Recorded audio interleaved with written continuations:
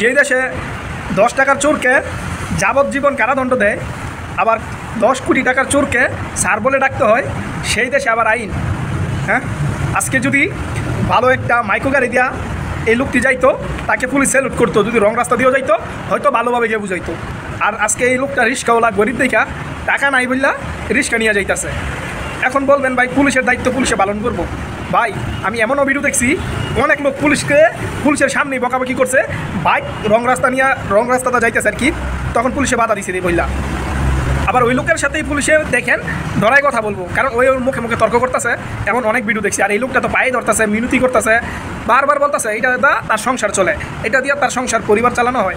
তো ভাই এই রিস্কাওয়ালা যে তার পায়ে ধরতেছে, একটু কিন্তু নেতো হইতেছে না। আর এই শালার গুলাঙ্গাররা দেখে মনে হইতেছে সেই ঘুষখোর, সেই পুরো শরীরটাই ঘুষ খেয়ে বানাইছে এই শরীরটা। কত কাকুতি মিনতি করতেছে, এরপরও রিস্কাটায় নিয়ে যাই গেল। কেন ভাই এই জায়গায় যদি আজকে প্রভাবশালী কোনো লোক হইতো, প্রভাবশালী বাতিল দিলাম। এই জায়গায় যদি একটা বাইকার হইতো, জীবন হয়ে ছাড় দিল না। আজকে তো একটা সোসাইটির মধ্যে একটা নতুন জিনিস বাড়িয়েছে, মাথার মধ্যে একটা ক্যামেরা লাগাইবো ছোট, তারপর রাস্তা দিয়ে বাইক দিয়ে যাইবো।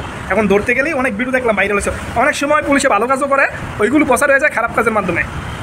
আমি মনে করি ওই বাইকগুলোর দইটাকে পিটাইতে হইব, ওইগুলোই খারাপ। কিন্তু এই যে এই রিস্কাওয়ালাদেরকে ছাড় দিতে হইব, এদেরকে ছাড়তে হইব, আর এই বাইকগুলো আটকাইতে হইব, তাহলেই ঠিক হইব। একটা কথা চিন্তা করেন, আজকে যদি মনে করেন এখান দিয়া একটা প্যারাডু বা ভালো বাতি দিলাম, যে কোনো একটা গাড়ি দিয়ে যাইতো প্রাইভেট কারের মতো, ওই গাড়িকে আটকাইতো। আফসোস, সকলের বুঝার তৌফিক দিক।